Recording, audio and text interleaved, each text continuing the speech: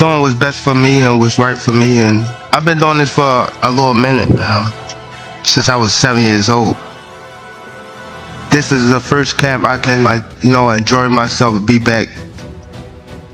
My headspace that I'm in now is way better than what I was before, and that's the only thing that matters to me.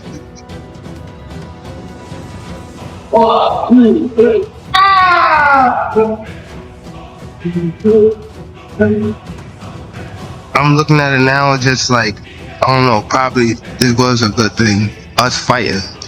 Cause you have someone that, we come from two different sides, like, of the world. We still on the same path to get the same thing. I gotta be in there with him, I gotta be able to, his arm reach, his size, his power, the way he moving and things like that. I just gotta adapt as I fight him. I think it's gonna be a great event. Every time I fight is fireworks. Boxing wins come November the 14th. We just giving boxing what it needs, and that's excitement.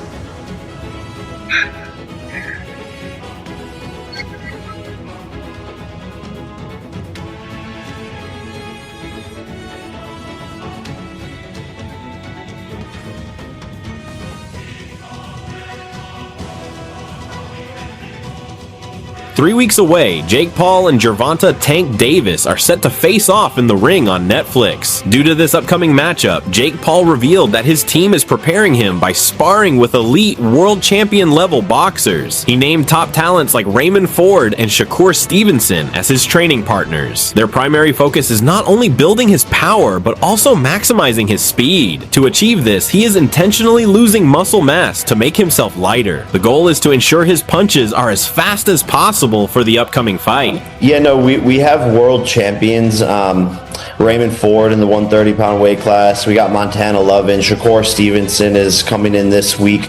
So just sparring against guys on their level and people who have, been doing this their whole entire lives. But we're really focusing on speed and not as much on power. I'm not doing as much like weightlifting and all of that stuff. I'm actually trying to lose some muscle so that I have less weight and so that my punches are coming off. Moreover, Jake Paul also stated that his team has received insider reports from Gervonta "Tank" Davis's training camp. According to these reports, Davis looks exceptionally dangerous and prepared. Paul openly acknowledged the serious threat that Tank poses in the ring. Jake Paul stated, "My team told me Tank is looking dangerous in camp based on intel. Shiver me timbers, 4 weeks, Miami." Malik Scott believed the criticism fighters like Gervonta are getting for taking a Jake Paul fight stems from pure jealousy. He argues that the financial offer was simply too life-changing for any fighter to refuse. In his view, the critics are secretly thinking, "I wish that were me." Scott points out that the payday for this opportunity rivals what top boxers make for major fights. He worries this negativity could discourage young fighters from following in the footsteps of their idols. Malik Scott said,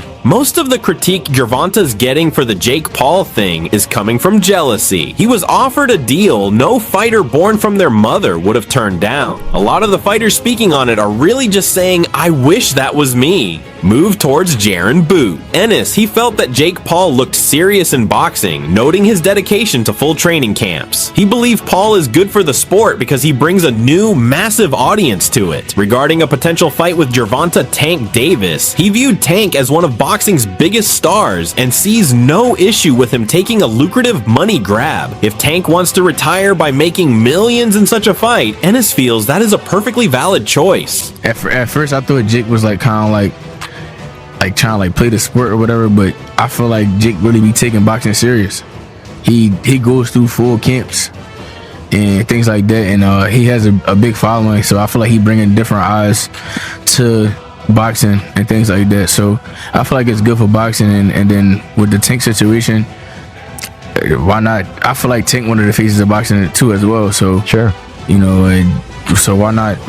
And why not have a money grab? And I know that Tank want to retire, so if he want to retire that way, making millions, that broke down the fight by predicting Jake Paul would rely on his size and power, throwing cautious big shots to avoid gassing out. On the other side, Gervonta Davis is expected to utilize his superior speed, defense, and footwork to outmaneuver Paul. Tank's strategy would be to patiently wait for Paul to make a mistake and then make him pay with sharp counters. He suggested Tank will aim to slow the pace, working to exhaust Paul so he remains less explosive in the later rounds. We generally think may happen in this fight is that Jake Paul will probably use his size, his frame, and his power to try to land big shots, not throw a ton of punches, and not gas himself out against Tank, who, again, this is an exhibition. Yes, there'll be judges, and someone, I guess, will win, is what they're saying, but does that mean that someone actually has a win-loss on their record? No, because you can't sanction something like this